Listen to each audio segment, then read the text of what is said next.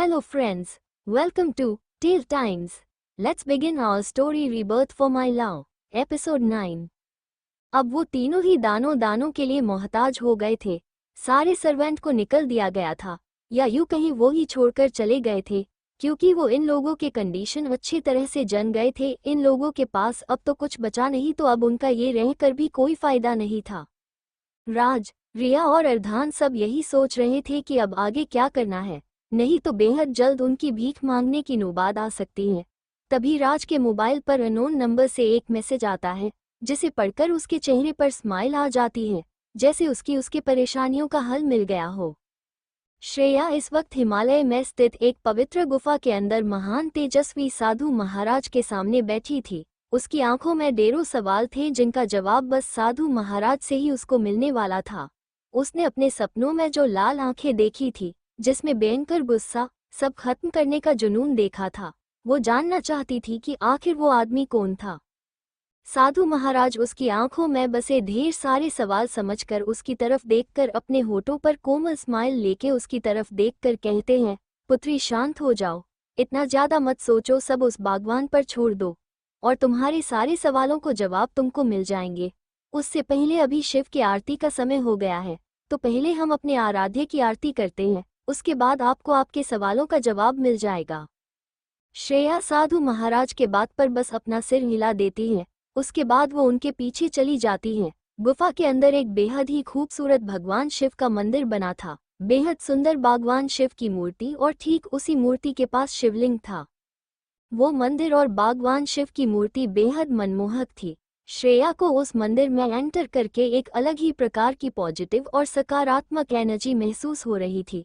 उसके मन में अभी जो सवाल, जो उथल पुथल चल रही थी, सब मंदिर में पैर रखते ही कहीं गायब हो गई थी। उसको किसी चीज की चिंता ही नहीं थी, वो बस अपने हाथ जोड़कर भगवान शिव के मूर्ति के सामने खड़ी थी। वहां पर कुछ अघोरी भी आ जाते हैं। भगवान शिव की आरती में शामिल होने के लिए साधु महाराज आरती शुरू करते हैं। जय शिव ओंकारा, ओम जय शिव ओंकारा, ब्रह्मा विष्णु सदाशिव अर्धांगी धारा, ओम जय शिव। एकानन चतुरानन पंचानन राजे, हसानन गरुड़ासन वृषवाहन साजे, ओम जय शिव। उनकी आवाज में इतनी भक्ति और इतनी मधुरता थी कि किसी के कान में इनके बोल पड़ जाए तो कोई भी मंत्र मुग्ध हुए बिना रह ही नहीं पाएगा। दो भुज चार चतुर्भुज 10 भुज अति सोहे, त्रिगुण रूप निरखता त्रिभुवन जन मोहे, ओम जय शिव। अक्षमाला बनमाला रुंडमाला धारी, चंदन मृगमद सोहे भाले शशधारी, ओम जय शिव। श्वेतांबर पीतांबर बाग्रंबर अंगे, संकादिक गरुणादिक भूतादिक सगे, ओम जय शिव। कर के मध्य कमंडलु चक्र त्रिशूल धरता, जगकर्ता जगभरता जग संहार करता, ओम जय शिव। ब्रह्मा विष्णु सदाशिव जानत अविवेका, प्रणवाक्षर मध्य ये तीनों एका, ओम जय शिव। काशी में विश्वनाथ विराजत नंदी ब्रह्मचारी, नित उठी भोग लगावत महिमा अति भारी, ओम जय शिव। त्रिगुण शिव जी की आरती जो कोई नर गावे, कहत शिवानंद स्वामी मनवांछित फल पावे, ओम जय शिव। वहां मौजूद सभी अघोरी और श्रेया अपनी आंखें बंद करके साधु महाराज के मधुर आवाज में लीन हो गए थे। आरती खत्म होने के बाद साधु महाराज अपने एक शिष्य को सबको आरती देने को कहता है, पर उससे पहले वो श्रेया को खुद अपने हाथ से आरती देते हैं। श्रेया आरती लेने के बाद वो शिष्य बाकी सभी को शिव की आरती और प्रसाद बांट देता है। आज वहां पर जितने भी लोग थे, सब साधु महाराज के साथ भगवान शिव की आरती में शामिल होकर बेहद खुश थे, क्योंकि साधु महाराज तो शिवरात्रि होने के बाद जो साधना में लीन हो जाते थे, वो अगली शिवरात्रि के समय ही अपने साधना से जागते थे और तब ही इन लोगों उनके साथ इस आरती का सौभाग्य प्राप्त होता था। सब जानते थे साधु महाराज अपनी साधना से बीच में ही जग गए हैं, इसका मतलब जरूर कोई महत्वपूर्ण बात होगी। वैसे भी अभी शिवरात्रि को पूरे 21 दिन बाकी थे। सब आरती और भगवान शिव का प्रसाद लेके भगवान शिव की मूर्ति को प्रणाम करके वहां से चले जाते हैं। इस मंदिर में अब बस श्रेया और साधु महाराज ही बचे थे।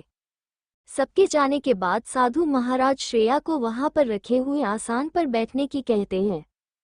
श्रेया भी बैठ जाती है। उसके बाद शादी महाराज श्रेया के सामने वाले आसन में बैठकर उसकी तरफ देखकर बड़े ही सीरियस भाव से अपनी बात उसके सामने रखने लगते हैं। पुत्री, तुम यहाँ पर हो, इसका मतलब वो आ रहा है, इसीलिए तुम ये पर हो, और तुमने जो भी अपने सपने में देखा है वो सब उसी आने वाले एक बड़े खतरे की एक झलक है। तुम उस लाल आंखों वाले इंसान के बारे में जानना चाहती हो ना? आखिर वो है कौन? ये तो मैं तुमको अभी नहीं बता सकता हूँ। उसके बारे में तुमको सही समय आने पर खुद ब खुद पता चल जाएगा। कल चक्र में मैं कोई भी परिवर्तन नहीं कर सकता और मुझको इसकी इजाज़त भी नहीं है। इसलिए अभी तो वो साया कौन है ये मैं तुमको नहीं बता सकता। हाँ, पर मैं तुमको ये जरूर बता सकता हूँ, वो जो कोई भी है वो तुम्हारे लिए ही आ रहा है, जो तुम्हारा सालों पुराना दुश्मन है। तुम उसको इस जन्म का या फिर पिछले जन्म का भी कह सकती हो। श्रेया साधु महाराज की बात सुनकर पहले तो गहन सोच में पड़ जाती है। वो साधु महाराज की बात सुनती है कि वो साया जो कोई भी ये उसका दुश्मन है। तब उसके दिमाग में यही बात आती है कि क्या ये हो सकता है जिसकी वजह से या फिर उस साया का हाथ मरने के पीछे था। ये विचार बस उसके दिमाग में आया था कि तभी साधु महाराज उसके मन की बात समझकर उससे कहते हैं, तुम जो भी सोच रही वो बिल्कुल सही है। उनका बस इतना ही कहना था कि श्रेया हैरानी से उनकी तरफ देख रही थी, जिस पर साधु महाराज कल मुस्कान और शांत भाव से उससे कहते हैं, आगे कुछ मत पूछना पुत्री, मैं कुछ बता नहीं पाऊंगा। इसकी इजाजत नहीं है मुझको। वैसे तुमको ये तो याद ही होगा, हिमालय में जब तुम सोनगांव में अपनी शक्तियां पाने के लिए गई थी, उस वक्त तुमको गुरु माँ ने क्या कहा था? कदम कदम पर खतरा है, पर तुम उससे आसानी से सकुशल उसमें से बाहर निकल आओगी। पर उसके लिए तुम्हारे पास अपने जीवन साथी, हमसफर का साथ होना जरूरी है। इसलिए तुमको जब तुम अब 18 साल की हो जाओगी तो उसके बाद आने वाली शिवरात्रि को अपने शिव से शादी करनी होगी। वो भी जल्द से जल्द। तुम्हारे पास टाइम बेहद ही कम है। खतरा तेजी से तुम्हारी तरफ बढ़ रहा है। उसको तुम्हारे बारे में पता लगने से पहले तुमको शादी करनी होगी। अगर ऐसा नहीं हुआ तो वो तुमको अपने वश में कर लेगा। उसके बाद तुम पूरी तरह से उस अनजान साए की कैद में होगी। वो तुम्हारी शक्तियां को गलत इस्तेमाल अपना मकसद पूरा करने के लिए करेगा, जिससे संपूर्ण जीव सृष्टि खतरे में आ सकती है। इसलिए तुमको शिवरात्रि से पहले शादी करनी होगी या शिवरात्रि के दिन। और हाँ, एक बात और पुत्री, वो जो भी है उसके पास भी शक्ति है। जैसे तुम्हारे ऐप्स असीम सकारात्मक शक्ति है, वैसे ही उसके पास असीम नकारात्मक शक्ति है, पर अभी उसकी शक्तियाँ पूरी नहीं है। अगर एक बार वो अपनी सारी शक्ति हासिल कर देगा तो उसको रोकना मुश्किल हो जाएगा, पर नामुमकिन नहीं। उसको भी कोई ना कोई तोड़ होगा, पर वो तुमको और तुम्हारे साथी को ही ढूंढना होगा। पर तुमको उसको अपनी पूरी शक्तियाँ हासिल करने नहीं देना है। वो अपनी पूरी शक्तियाँ हासिल करने के लिए जल्द ही आ रहा है और तुमको ढूंढ भी रहा है। पर वो तुमको तब तक नहीं ढूंढ पाएगा जब तक तुम्हारे आसपास का रक्षा कवच टूट ना जाए। उसी के साथ तुमको अपनी शक्तियाँ का यूज अभी किसी भी कारणवश नहीं करना है, नहीं तो वो तुम्हारे पास जल्दी पहुंच जाएगा। शादी तक तुम अपने पावर का इस्तेमाल न करो तो ही अच्छा है। श्रेया साधु महाराज की बात बड़ी ही ध्यान से सुन रही थी। उसको जब उनसे ये पता चला कि वो ही उसका हत्यारा है तो उसके दिल में उसके लिए असीम नफरत भर गई थी। अब उसको मकसद उसको खत्म करके उसके कर्मों की सजा दिलाना था। उसने अपने मन में ही ठान लिया था, अब जो भी हो जाए वो उस साय को खत्म करके अपना बदला लेके ही रहेगी। इसके लिए इसको जल्द ही शिव से शादी भी करनी थी। थोड़ी देर उसी गुफा में साधु महाराज के साथ बातें करने के बाद वो अपने सामने की भगवान शिव की मनमोहक मूर्ति को प्रणाम करके मंत्र उच्चारण करती हैं कि कुछ इस तरह के थे, ओम त्र्यंबकम यजामहे सुगंधिम पुष्टिवर्धनम उर्वारुकमिव बंधना मृत्युमुक्षीयमामृतात्। ये महामृत्युंजय जाप है। इसका अर्थ है हम त्रिनेत्र को पूजते हैं जो सुगंधित हैं और हमारा पोषण करते हैं। जैसे फल शाखा के बंधन से मुक्त हो जाता है वैसे ही हम भी मृत्यु और नश्वरता से मुक्त हो जाएं। ओम तत्पुरुषाय विद्महे महादेवाय धीमहि तन्नो रुद्रः प्रचोदयात्। ये शिव गायत्री मंत्र है जिसे सर्वशक्तिशाली माना जाता है। इस मंत्र से व्यक्ति को सुख और शांति की प्राप्ति होती है। श्रेया को इस वक्त शांति की बेहद जरूरत थी। उसके मन में बेहद उथल पुथल चल रही थी। अभी साधु महाराज ने उससे जो भी कहा उसके बाद उसका मन शांत नहीं था, इसलिए वो भगवान शिव के मंत्र जाप कर रही थी जिससे उसको असीम शांति प्राप्त हो रही थी। ओम नमो भगवते रुद्राय नमः। इस मंत्र को रुद्र मंत्र कहा जाता है। मान्यता है कि ये मंत्र शिव जी तक आपकी सभी मनोकामनाएं पहुंचाता है। श्रेया के मंत्रोच्चारण से उस मंदिर, उस गुफा का वातावरण बेहद ही प्रसन्न और आनंदमय हो गया था। श्रेया जैसे ही शिव जी के सारे मंत्रोच्चारण कर रही थी, श्रेया ये पर मंत्रोच्चारण कर रही थी, पर इसकी गूंज और उससे निकल रही सकारात्मक एनर्जी का प्रवाह भगवान शिव के 12 महत्वपूर्ण मंदिरों में हो रहा था। इधर जैसे ही श्रेया ने अपने मंत्र उच्चारण शुरू किया, वैसे ही इस वक्त भगवान शिव के जितने भी मंदिर थे सबका वातावरण भक्तिमय, प्रसन्न, आनंददायी हो गया था। उसी के साथ जो भी भक्त वहां पर आए थे सबके चेहरे पर एक अलग ही खुशी दिख रही थी। श्रेया मंत्र जाप पूर्ण होने के बाद भगवान शिव को प्रणाम करके वहां से सीधे जहां पर साधु महाराज बैठे थे वहां पर चली जाती हैं। उनका आशीर्वाद लेके वो अपने सफर के लिए चली जाती हैं। साधु महाराज उसको आशीर्वाद देकर फिर से अपनी आंखें बंद करके अपनी साधना में लीन हो जाते हैं। श्रेया उस गुफा के बाहर आकर अपने मन में कुछ मंत्र उच्चारण करती है। उसी के साथ वो अपने सीक्रेट महल में पहुंच जाती है। वो इस वक्त महल के बेसमेंट में थी। वो वहां पर लगी लिफ्ट के अंदर जाकर हॉल में एंटर करती है। उसके बाद वो अपने साथियों वो से बात करके वहां से अपने घर जाने के लिए निकलती है। बेहद देर हो गई थी, रात के 7 बजे थे। उसे किसी भी हालत में जल्दी घर पहुंचना था। घर में सब परेशान हो रहे होंगे, इसलिए वो ड्राइवर को कार तेज चलने को कहती है। वो इस वक्त साधु महाराज के कहे अनुसार अपनी शक्तियां का भी इस्तेमाल नहीं कर सकती थी जब तक उसकी शादी शिव के साथ ना हो जाए, इसलिए बस अब ड्राइवर को गाड़ी तेज चलने को ही कह सकती थी। उनकी कार जंगल से निकलकर हाईवे पर पहुंचती है। वो कुछ ही दूरी पर जगाए होगी कि श्रेया को किसी के चिल्लाने की आवाज आती है और उसके सामने कुछ धुंधली दृश्य नजर आने लगते हैं। उसको कुछ समझ ही नहीं आ रहा है ये क्या हो रहा है। वो उन दृश्य पर अपना ध्यान केंद्रित करने लगती है। तब उसको इस दृश्य में वो जगह दिख रही थी, वो उसके आसपास को थी। तो वो ड्राइवर को कार रोकने को कहती है। ड्राइवर भी अपने मैडम के कहने पर कार रोकता है। श्रेया कार से उतरकर थोड़ी आगे बढ़ती है। सामने का दृश्य देखकर उसकी आंखें लाल हो जाती हैं और हाथों की मिट्टी या कस जाती हैं। श्रेया अपनी कार से निकलकर जिस तरफ से लड़की के चिल्लाने की आवाज आ रही थी उस तरफ चली जाती है। श्रेया जब उस स्थान और पहुंच जाती है और अपने सामने का दृश्य देखकर उसकी आंखें गुस्से के कारण लाल हो जाती हैं। अपने सामने का दृश्य देखकर वो अपनी मुठिया कस लेती है। वो खुद के गुस्से को कंट्रोल उस तरफ बढ़ती है। कहाँ पर 4 से 5 गुंडों की तरह दिख रहे लोग एक लड़की के साथ जबरदस्ती करने की कोशिश कर रहे थे और वो लड़की उनसे छूटने की और खुद को छोड़ने की उनसे भीख मांग रही थी, पर उन गुंडों को उस पर कोई दया नहीं आ रही थी। उन 4 में से एक गुंडा आगे बढ़कर उस लड़की को चुने ही वाला था कि श्रेया की आवाज उसके कानों में पड़ती है, जो उससे कह रही है उसको हाथ लगाने की भी कोशिश मत करना, नहीं तो आगे को होगा उसका जिम्मेदार खुद तुम लोग होगे। अभी भी वक्त है, ये से चले जाओ। एक लड़की की आवाज सुनकर वो 4 गुंडे उसकी तरफ देखते हैं। वो जब श्रेया को देखते हैं तो वो उसे गंदी तरह से ऊपर से नीचे देखने लग जाते हैं। उनकी आंखों में हवस साफ दिखाई दे रही थी।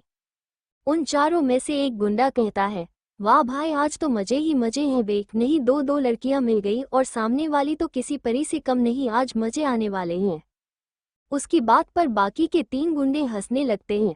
उस गुंडे के ऐसे कहते ही श्रेया की आंखें बेहद लाल हो गई। साथ में उसके आंखों को देखकर लग रहा था कि उसके आंखों में उसके शरीर का सहारा ब्लड जमा हो गया था।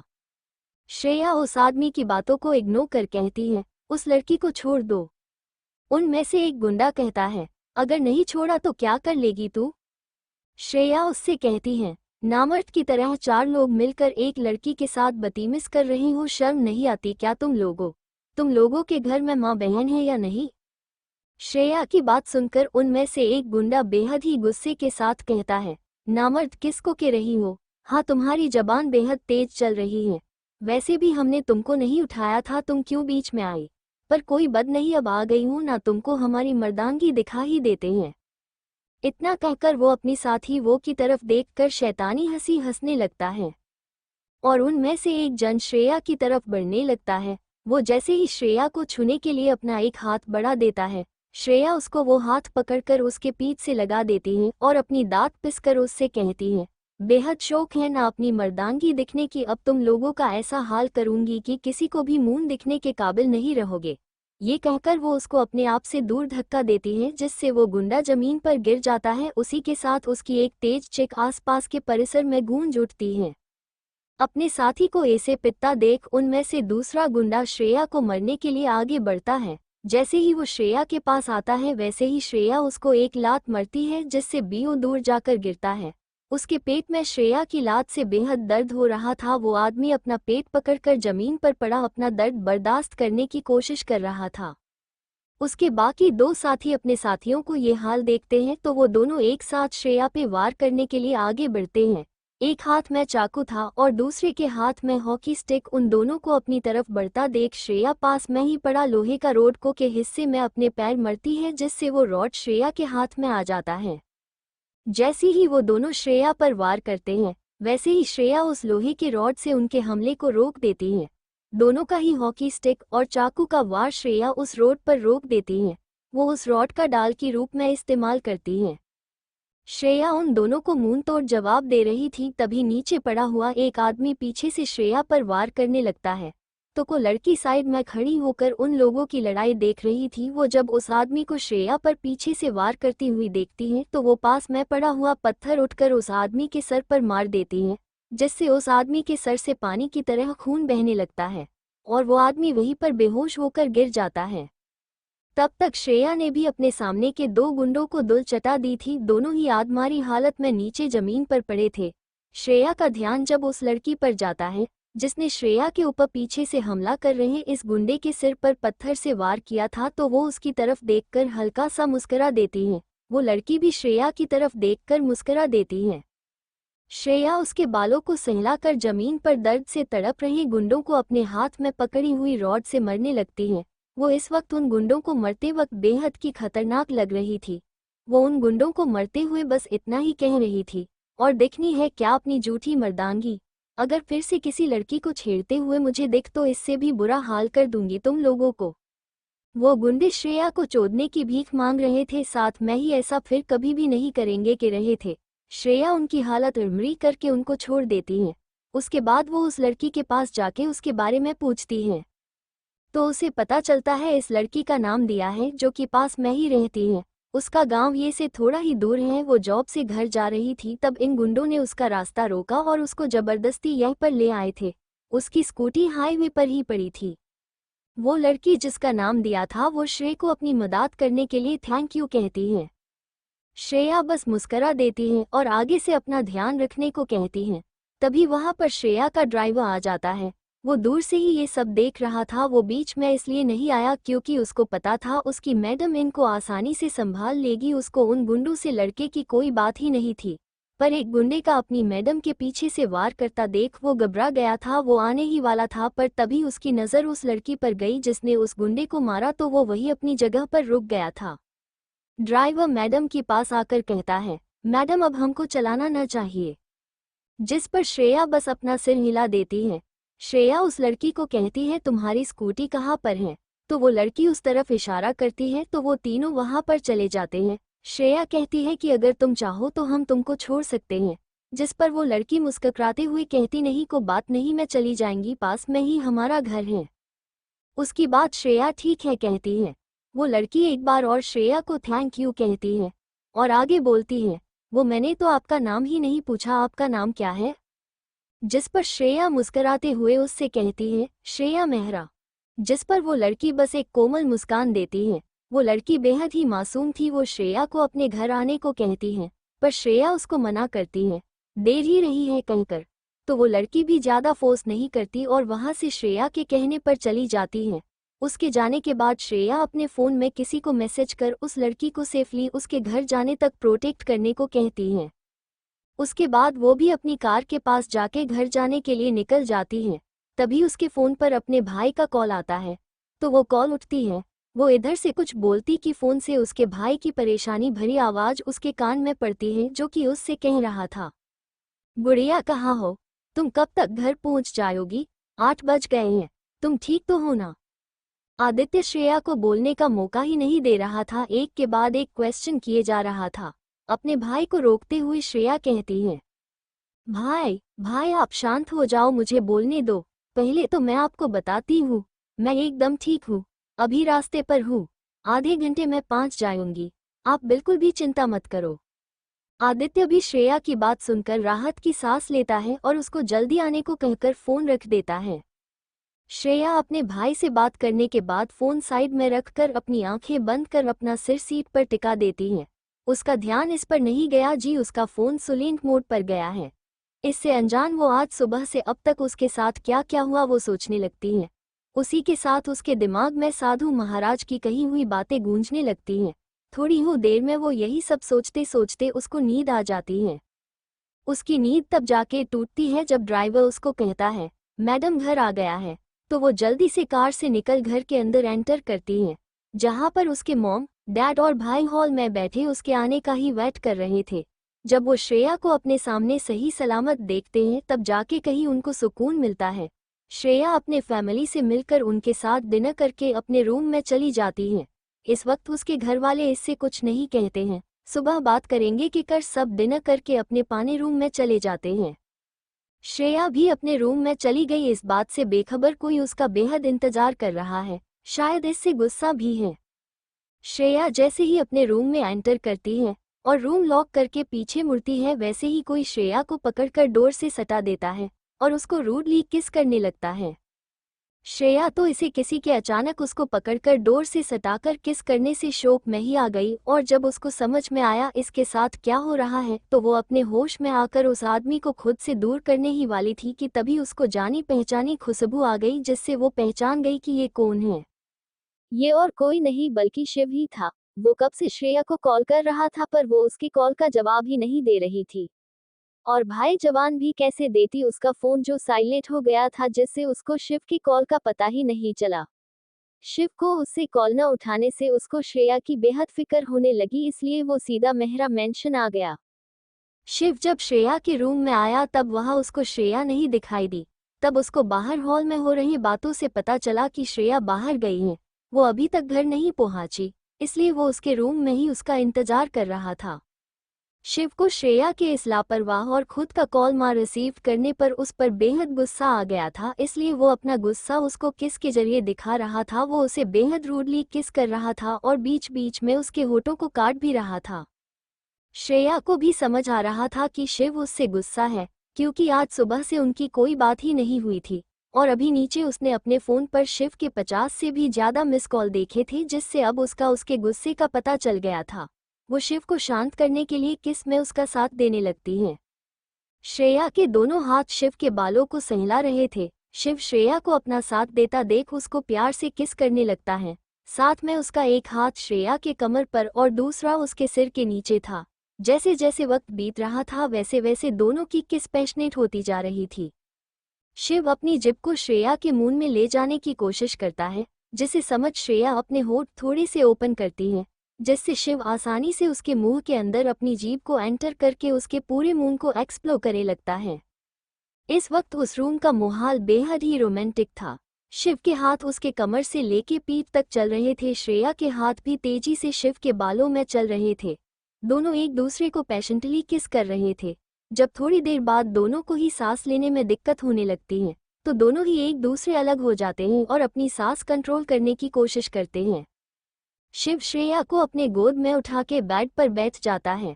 श्रेया किसी बच्चे की तरह उसके गोद में बैठी थी। शिव ने अपना चेहरा शिव के सीने में छुपा के रखा था। थोड़ी देर वैसे ही बैठने के बाद शिव श्रेया का चेहरा अपनी तरफ करके उसके आंखों में देखकर कहता है, जान आप कहाँ थी अब तक? मैंने आपको कितने कॉल किया, अपने एक एक का भी रिप्लाई नहीं दिया। सुबह से आज हमारी बात भी नहीं हुई। मैं आपसे बेहद नाराज हूँ। जिस पर श्रेया शिव के गाल पर किस करके उसे कहती है, सॉरी, वो फोन साइलेंट पर था। मैं अपने फ्रेंड से मिलने गई थी और लौटते टाइम मैंने देखा कि एक लड़की के साथ कुछ गुंडे जबरदस्ती कर रहे थे, तो मैं बस उसकी हेल्प करने गई थी। श्रेया ने शिव को कुछ सच कहा और कुछ बातें छुपा ली। वो साधु महाराज के बारे में शिव को अभी कुछ भी बता नहीं सकती थी, इसलिए उसने उसको अपने फ्रेंड्स मिलने गई थी ऐसा कहा, और बाकी का रास्ते में आते वक्त कैसे उसने उस लड़की को गुंडों से बचाया सब शिव को बता दिया। तो उसी में इतना देर हो गई। शिव ज्ञान से उसकी बातें सुनती है। उसके बाद वो श्रेया के माथे पर प्यार से किस करके उससे कहता है, वो सब ठीक है जान, पर आगे से आप जहाँ भी जाएगी मुझको बताकर जाएगी या घर पर किसी को बता देगी, और साथ में ही अपने साथ बॉडीगार्ड लेके चली जाएगी। आपने अच्छा किया उस लड़की को उन गुंडों से बचाकर, पर जान आप अपनी सेफ्टी का भी ख्याल रखेगी। श्रेया शिव को हक करके कहती है, और आगे से मैं आपको बताकर जाऊंगी और साथ मैं घर पर भी बताऊंगी और बॉडीगार्ड भी अपने साथ लेके जाऊंगी। अब तो ठीक है ना? आप अब गुस्सा नहीं होना? पक्का प्रॉमिस मैं आगे से ऐसा कभी नहीं करूंगी।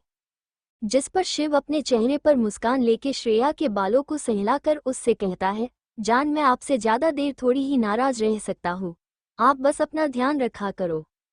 श्रेया शिव की बात पर अपना सर हाँ मैं हिला देती है और उसी के साथ शिव के होठों पर एक छोटी सी किस करके दूर होने को होती है कि शिव श्रेया के सिर के पीछे हाथ लगा के उस छोटी सी किस को पैशनेट किस में बदल देता है।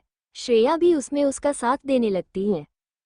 शिव श्रेया को बेड पर लिटाकर खुद उसके ऊपर आ जाता है, पर इस बीच उन दोनों के होठ एक पल के लिए भी एक दूसरे से अलग नहीं हुए। थोड़ी देर श्रेया के होठों किस करने के बाद जब श्रेया को सांस लेने में दिक्कत होने लगी तब शिव श्रेया के होठों को छोड़कर उसके गले पर अपने होठ फिराने लगता है, जिससे श्रेया के अंदर एक सिहरन से होने लगती है। उसकी पकड़ शिव के बालों में टाइट हो जाती है। शिव श्रेया के गले पर किस करते करते उसके कॉलर बोन पर आ जाता है।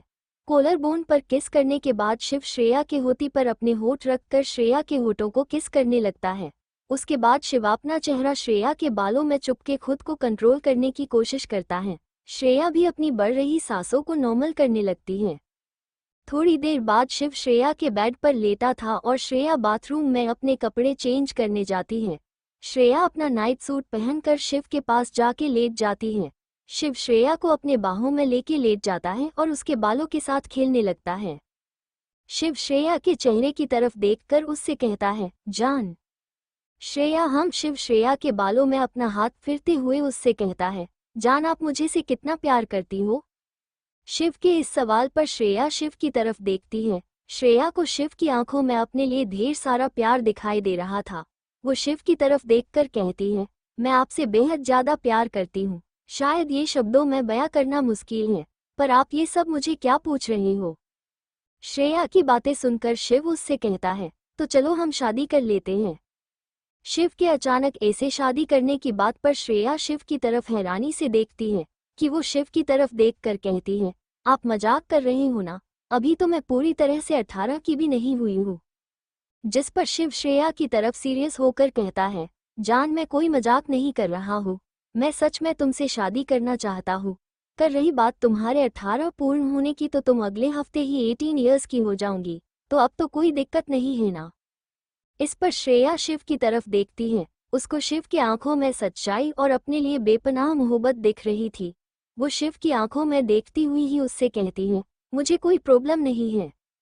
श्रेया का बस इतना ही कहना था कि शिव श्रेया के माथे पर किस करके उसको अपनी बाहों में भर लेता है। वो आज बेहद खुश था, उसी के साथ श्रेया भी आज बेहद खुश थी। वो जिससे प्यार करती थी इससे ही उसकी शादी होने वाली थी, इससे अच्छी कोई बात हो सकती है क्या। श्रेया के जहन में साधु महाराज की भी बातें आ रही थी। उनने भी उससे उसके 18 के होते ही आने वाले महाशिवरात्रि को शादी करने को कहा था। श्रेया शिव से अलग होकर उससे कहती है, पर हम घर वालों को कैसे मनाएंगे अगर वो नहीं माने तो। ये सब कहते वक्त श्रेया के चेहरे पर परेशानी साफ दिखी जा सकती थी। श्रेया की बात सुनने के बाद शिव उससे कहते हैं, जान तुम उसकी टेंशन मत लो, मैं हूं ना, मैं सब संभल लूंगा। शिव की बात सुनकर श्रेया के चेहरे पर स्माइल आ जाती है। वो आगे कुछ कहने जी वाली थी कि शिव उसको चुप करता है और कहता है, अब बाकी बातें हम कल ही करेंगे, टाइम दिल्ली कितना हो गया है, अब सो जाओ। शिव की इस बात पर श्रेया भी बिना कुछ बोले शिव के सीने पर अपना सरल कर अपनी आंखें बंद कर देती है। शिव जब श्रेया को ऐसा करता देखता है तो उसके चेहरे पर बड़ी स्माइल आ जाती है। वो श्रेया के बालों को सहलाते हुए अपनी आंखें बंद कर देता है। थोड़ी ही देर में दोनों ही गहरी नींद में सो जाते हैं। खिड़की से आती हुई चांद की रोशनी उन दोनों पर पड़ रही थी, जिससे दोनों साथ में बेहद ही प्यारे लग रहे थे। अगली सुबह श्रेया जब सोकर उठी तो शिव उसके पास नहीं था। शिव उसके उठने से पहले ही चला गया था, जिससे श्रेया थोड़ी सैड महसूस करती है। फिर उसको शिव का उसको शादी के लिए प्रोपोज करना याद आता है, जिसे याद कर वो मुस्कुराने लगती है। वो जल्दी से अपने बेड से उठकर वॉशरूम में जाके फ्रेश होकर बेबी पिंक वाली का अनारकली ड्रेस पहनती है। थोड़ा मेकअप करके वो नीचे चली जाती है, जहाँ पर सब उसका ही वेट कर रहे थे। आज पूरी माहिरा फैमिली भगवान के दर्शन करने मंदिर जाने वाली थी। रणविजय भी अब ठीक हो गए थे, वो अपने पैरों पर खड़े हो गए थे, साथ में अब वो आसानी से बिना किसी सहारे के चल भी सकते थे। श्रेया, उसके डैड, भाई और मॉम सब एक ही कार में बैठ के मंदिर जाने के लिए निकलते हैं। श्रेया और उसका भाई आगे की सीट पर बैठ गए थे। जहां श्रेया ड्राइविंग सीट के बगल वाली सीट पर बैठी थी और आदित्य कार ड्राइव कर रहा था। श्रेया के मॉम और डैड पीछे बैठे थे। उनकी कार के आगे 3 और पीछे 4 बॉडीगार्ड की कार चल रही थी। करीब आधे घंटे में वो सब मंदिर के बाहर पहुंच जाते हैं। कार से उतरकर वो लोग मंदिर के अंदर एंटर करते हैं। आज मंदिर में ज्यादा चहल पहल नहीं थी, उनके अलावा वहां पर बस हाथों पर गिनती करने जितने ही लोग थे। श्रेया जब भगवान के दर्शन करके बाहर आकर बैठती है, उसी के पास उसकी फैमिली भी दर्शन करते आते हैं। तभी उनको वहां पर आए हुए लोगों से पता चलता है कि कोई बेहद बड़े पंडित वहां पर आए वो मंदिर के पीछे वाली कुटिया में है। उनकी बात सुन के श्रेया की मॉम कहती है, हमारे परिवार पर से इतनी बड़ा संकट टल गया है, अब मैं और कोई भी संकट अपने परिवार पर नहीं चाहती। मैंने सुना है वो बेहद बड़े ज्ञानी पंडित हैं, जो साल में एक बार ही यहीं पर आते हैं, हम सब उनके दर्शन लेते हैं। श्रेया की मॉम के कहने पर श्रेया के डैड, भाई और श्रेया मंदिर के पीछे बनी कुटिया की तरफ चले जाते हैं। वो जब कुटिया के बाहर पहुंचते हैं तो उनको उस कुटिया के अंदर से एक पॉजिटिव दिव्य एनर्जी का एहसास हो रहा था। अंदर बैठे महान तपस्वी महागुरु जो कि अपनी आंखें बंद करके अपनी साधना में लीन थे, जब उनको किसी के आने का एहसास होता है तो वो अपने होठों पर एक कोमल मुस्कुराहट के साथ कहते हैं, अंदर आ जाइए। उनकी आवाज सुनकर बाहर खड़ा श्रेया का परिवार इसी दुविधा में था कि अंदर जाए कि न जाते, क्योंकि उनके शिष्य ने उनको बताया था कि महागुरु अपनी साधना में लीन हैं। वो वापस जाने ही वाले थे कि उनके कान में महागुरु की आवाज आती है को उनको अंदर बुला रही थी। उनकी आवाज सुनकर श्रेया और उसके साथ उसकी फैमिली उस कुटिया के अंदर प्रवेश करते हैं। अंदर जाके वो देखते ही कि महागुरु अपनी साधना में लीन है, उनकी आंखें बंद हैं। आदित्य कहता है, आपकी तो आंखें बंद हैं, फिर भी आपको कैसे पता चला हम बाहर हैं? जिस पर महागुरु अपनी आंखें खोलकर अपनी शांत आवाज में कहते हैं, मैं इस संसार के सभी सुख दुख से आज़ाद हूँ। मुझे संसार में से किसी भी चीज़ का कोई मोह नहीं है, इस वजह से मैं अपने आसपास के हर एक चीज़ को अपनी बंद आंखों से ही महसूस कर सकता हूँ और पहचान भी सकता हूँ। सियाजी और रणविजय रॉय तो बस अपने हाथ जोड़कर अपने सामने बैठे हुए महागुरु को ही देख रहे थे। उनके चेहरे पर काफी तेज था, उनसे एक अलग ही प्रकार की पॉजिटिव और दिव्य एनर्जी का आभास हो रहा था। सियाजी वन हाथ जोड़कर महागुरु को प्रणाम करती है और उनसे कहती है, महागुरु आपसे तो कुछ भी छिपा नहीं है, आप तो सब जानते हैं कि मेरा परिवार कितने सालों के बाद साथ में आया है। मैं फिर से अपने परिवार को खोना नहीं चाहती हूँ। मुझे कल से एक अनजान सा डर सताया जा रहा है, मुझे कुछ भी समझ नहीं आ रहा है। उनकी बात सुनकर महागुरु बड़ी ही शांत स्वर में उनसे कहते हैं, मैं आपकी चिंता समझ सकता हूँ, आपकी चिंता जायज भी है। महागुरु श्रेया की तरफ एक नज़र देखते हैं और फिर रणविजय और सियाजी की तरफ देखकर कहते हैं, आपकी छोटी बेटी पर बेहद बड़ा संकट मंडरा रहा है। उनकी बातें सुनकर आदित्य, सियाजी और रणविजय घबरा गए थे, उनके चेहरे पर परेशानी साफ दिखी जा सकती थी। सियाजी महागुरु से कहती है, ये क्या कह रही हो आप महागुरु, श्रेया पर खतरा मंडरा रहा है। रणविजय सियाजी को संभालते हुए महागुरु से कहते हैं, महागुरु कैसा खतरा, क्या इससे बचने का कोई रास्ता नहीं है? आदित्य भी महागुरु को तरफ देखकर उनके जवाब का इंतजार करता है। वो अपनी बहन से बेहद प्यार करता था, वो उससे 20 साल से दूर था, अब जब वो उसको मिली है तो वो उसको खोना नहीं चाहता था। महागुरु उन सबकी तरफ एक नज़र देखते और आगे कहना शुरू करते हैं, जो भी खतरा आपकी छोटी बेटी यानी कि श्रेया के ऊपर मंडरा रहा है, उससे निपटने का रास्ता तो है, पर महागुरु ने जब कहा कि रास्ता है, श्रेया के ऊपर मंडरा रहे हैं, खतरे से निपटने का, ये सुनकर सबके चेहरे पर मुस्कान आ गई। पर जब उनने कहा पर, तो रणविजय जी महागुरु से कहते हैं, पर क्या महागुरु जी? जिस पर महागुरु कहते हैं, आपकी बेटी की शादी करनी होगी। आदित्य, शादी? सियाजी और रणविजय भी एक साथ कहते हैं, शादी? पर यह कैसे हो सकता है, वो तो अभी बेहद छोटी है। जिस पर महागुरु कहते हैं, हाँ, शादी। आपकी बेटी 7 दिन बाद 18 की हो जाएगी, उसके बाद उसकी शादी करनी होगी, वो भी महाशिवरात्रि के। अगर यह नहीं होगा तो आपकी बेटी की जान को खतरा है, इससे बचने का बस यही एक रास्ता है। महागुरु की बात सुनकर सब शोक में चले जाते हैं, पर श्रेया तो जब से महागुरु की कुटिया में आई थी तब से एक जगह पर शांति से खड़ी थी, जैसे उसको इन सब का पहले ही अंदाजा था ऐसा ही कुछ होने वाला है। सियाजी और रणविजय महागुरु की तरफ देखकर कहते हैं, वो ठीक है महागुरु, पर इतनी जल्दी लड़का कहाँ से ढूंढे? ऐसे कैसे किसी से भी हम अपनी बेटी की शादी कर सकते हैं? रणविजय जी की बात सुनकर महागुरु हल्का सा मुस्कुरा कर कहते हैं, तुम जानते हो रणविजय किससे शादी करनी है? उनकी इस बात पर आदित्य और सिया जी हैरानी से रणविजय जी की तरफ देखने लगते हैं। रणविजय जी का ध्यान तो उनकी तरफ था ही नहीं था, वो तो महागुरु के कहे शब्दों के बारे में सोच रहे थे। वो खुद से ही कहते हैं, मैं जानता हूँ किससे शादी करने ही, पर कैसे? तभी उनके सामने शिव का चेहरा आ जाता है, तो वो सब समझ जाते हैं कि महागुरु के कहने का आखिर असली मतलब क्या है। वो महागुरु की तरफ देखकर कहते हैं, हाँ महागुरु, मैं तो भूल ही गया था, आप सच एक रहे हो। रणविजय जी आदित्य और अपनी वाइफ सिया जी की तरफ देखकर उनको आंखों से ही शांत रहने को कहते हैं। थोड़ी देर महागुरु से बातें करने के बाद वो सब वहां से मेहरा मेंशन की तरफ चले जाते हैं। रास्ते में सब शांत थे, कोई भी किसी से कुछ नहीं कह रहा था। थोड़ी देर बाद वो मेहरानशन पीछा जाते हैं। दूसरी तरफ दूर एक आइलैंड पर बने 2 मंजिला इमारत में एक रूम में एक काला साया अपने सामने मौजूद इंसान को घूर रहा था, जिससे सामने के इंसान के माथे पर पसीने की बूंदें दिखने लगी। वो बेहद ही डर हुआ था। वो काला साया अपने सामने मौजूद शख्स से अपनी कठोर आवाज में कहता है, उसका पता चला वो इस वक्त कहाँ पर है? सामने वाला शख्स अपने डर पर काबू करके उससे कहता है, नहीं बॉस, हम पता लगा रहे हैं।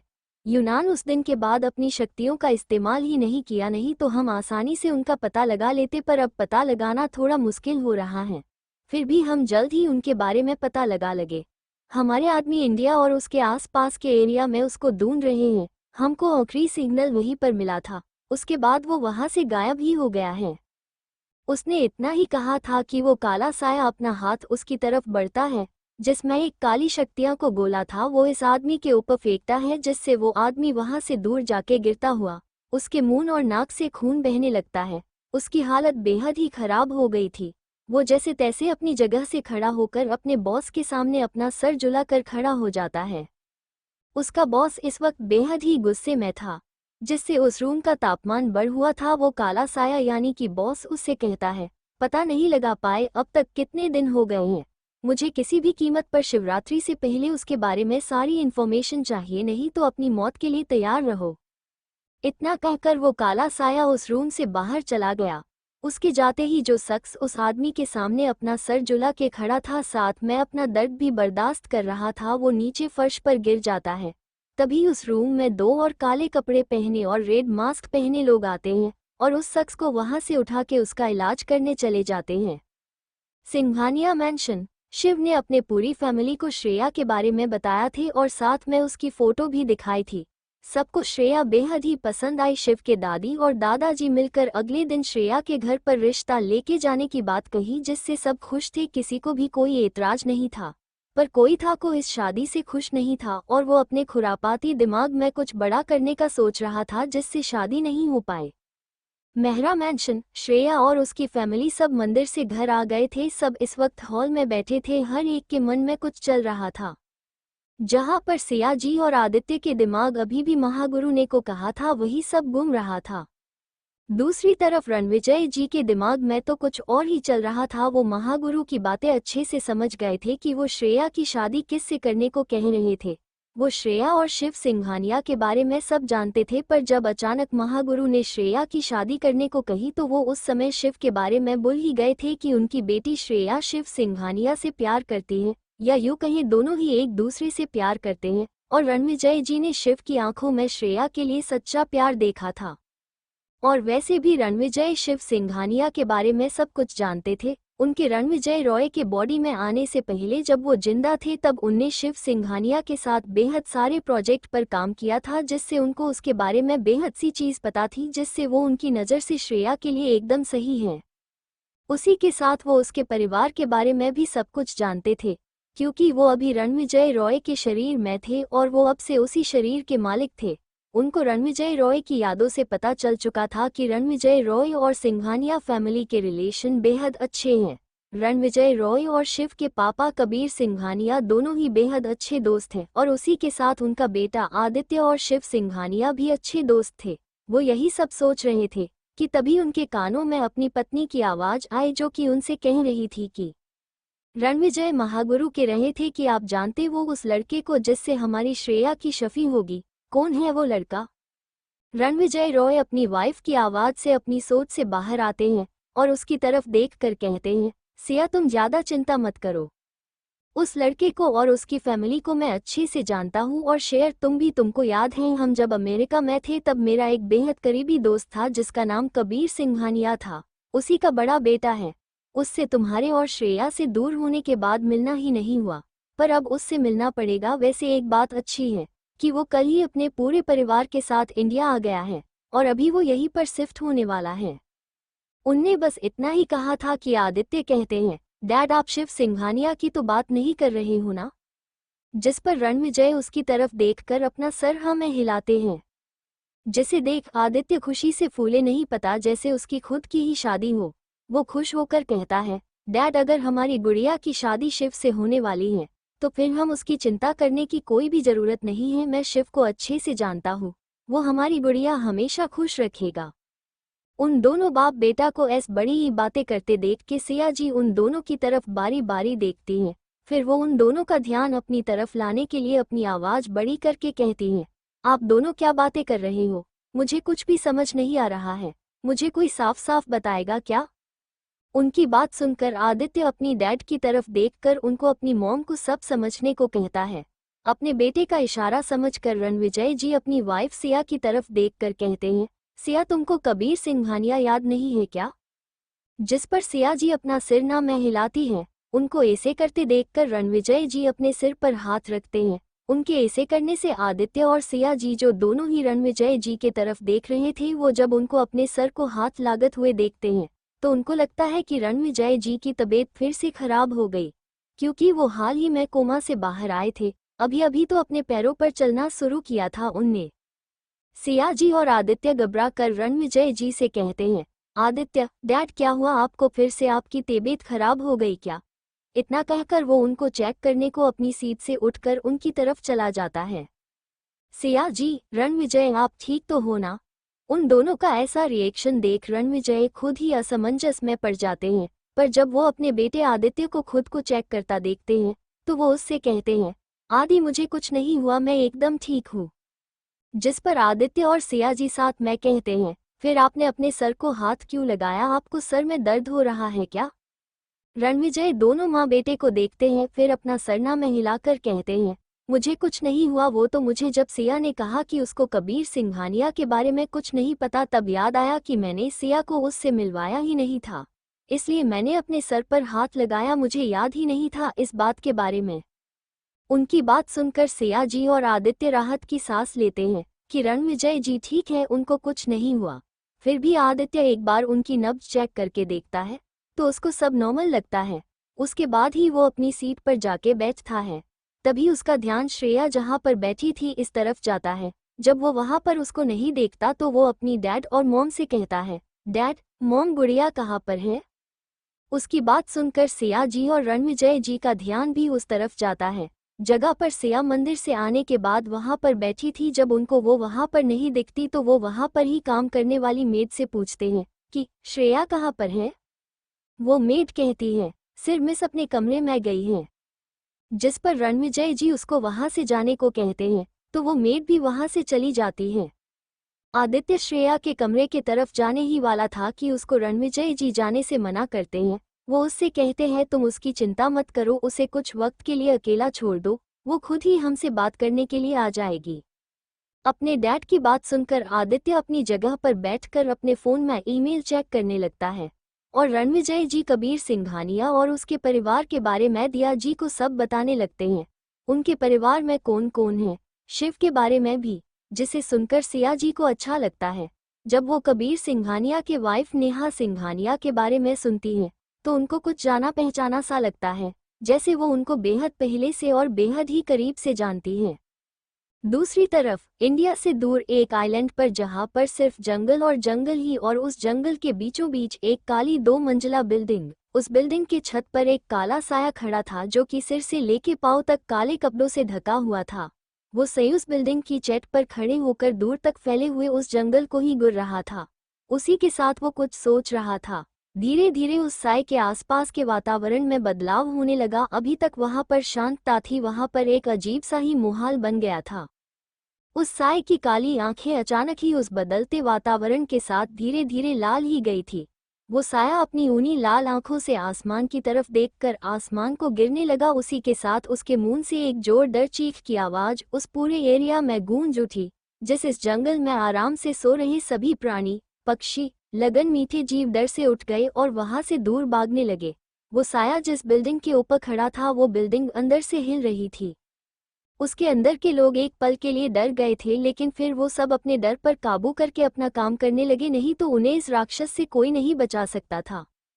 वो काला साया अचानक आसमान में उड़ने लगता है। उसकी आंखें अब तक बेहद लाला हो चुकी थी, जिसे देखकर ऐसा लग रहा था कि अभी उसकी आंखों में से लाल खून निकल जाएगा।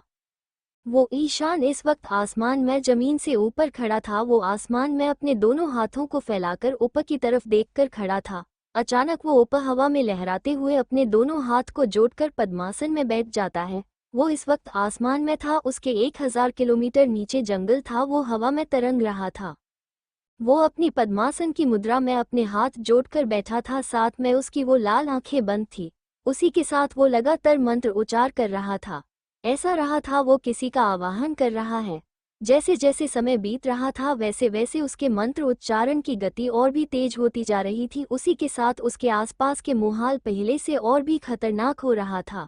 चारों तरफ तेज हवाएं चलने लगी थी। उसी के साथ उसके मुंह से निकल रहे मंत्र उस माहौल को और भी खतरनाक बना रहा था। कुछ समय पहले उसने अपने जिस आदमी को अपनी शक्तियों से घायल किया था वो आदमी अब ठीक हो गया था, पर जब उस आदमी ने अपने बॉस की मंत्र उच्चारण की आवाज सुनी तो वो डर के मारे कांप गया।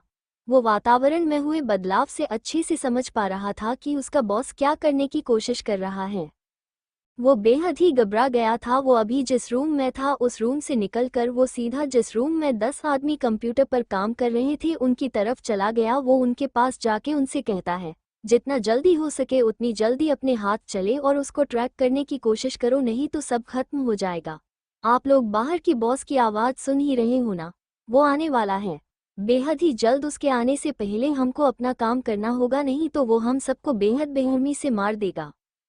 उसकी बात सुनकर जो 10 लोग कंप्यूटर पर काम कर रहे थे, जो पहले से ही काफ़ी डरे हुए थे, वो और ज़्यादा डर गए। उनकी हालत बेहद ख़राब थी। वो बस अब अपने काम की स्पीड बढ़ाकर जल्दी से अपना काम करने की कोशिश कर सकते थे। उधर वो काला साया जैसे जैसे अपनी मंत्र उच्चारण को आगे बढ़ा रहा था, वैसे ही उस जंगल में तेज हवाएं चलने लगी थी। उसी के साथ काली धुंध आसमान में दिखने लगी थी। उस जंगल का वातावरण बेहद ही डरावना और खतरनाक हो गया था। उस जंगल के जानवर अपनी जान बचाने के लिए यहाँ से वहाँ भाग रहे थे। उनको भी अपने पास आने वाले खतरे का एहसास हो गया था।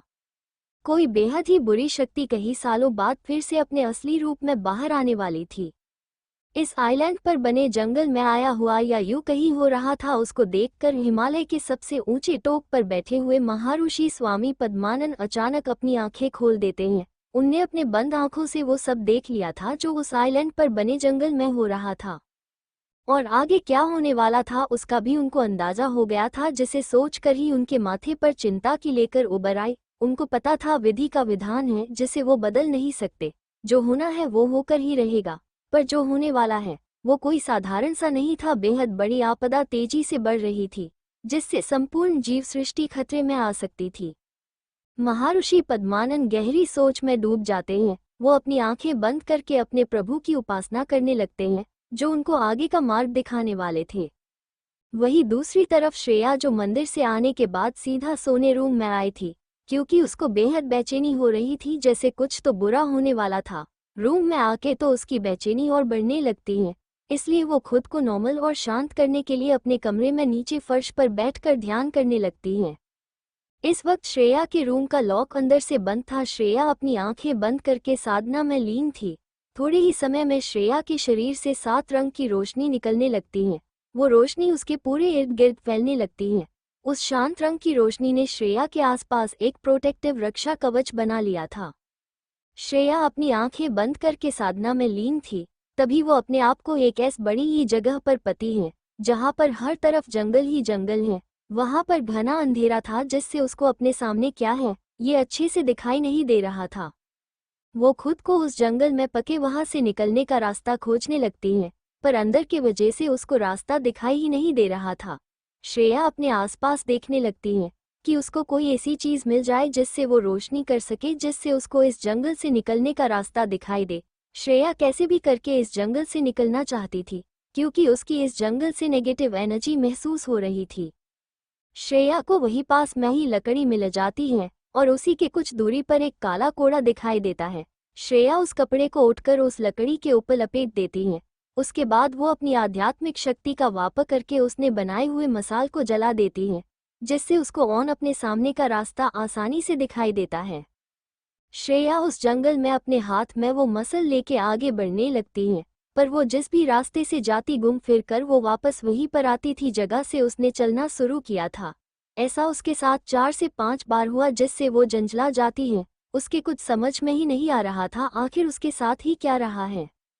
जब काफी देर तक सोचने के बाद उसको कुछ भी समझ नहीं आता तो वो वहीं पर एक पेड़ के नीचे बैठकर अपनी आंखें बंद कर ध्यान लगाने लगती है। वो जिस पेड़ के नीचे बैठी थी वो एक जादुई पेड़ था और वो अभी जिस जंगल में थी वो एक मायावी जंगल था, एक प्रकार का छलावा था जिससे उसको किसी भी हाल में बाहर आना था। श्रेया जैसे ही इस पेड़ के बैठ कर ध्यान करने लगती है, वैसे ही वो पेड़ अपनी आंखें खोल देता है। उस पेड़ के चेहरे पर इस वक्त एक शैतानी मुस्कान साफ नजर आ रही थी। वो पेड़ श्रेया को परेशान करने के लिए खुद ही अपने ऊपर की सारी पत्तियां गिरने लगता है, जिससे श्रेया को अपनी ध्यान में दिक्कत होने लगी थी। श्रेया उन पत्तियों के गिरने से अपनी आंखें खोल देती है और ऊपर देखती है तो उसको उस पेड़ पर एक भी पत्तियां नहीं दिखाई देती, जिससे एक पल के लिए वो हैरान हो जाती है।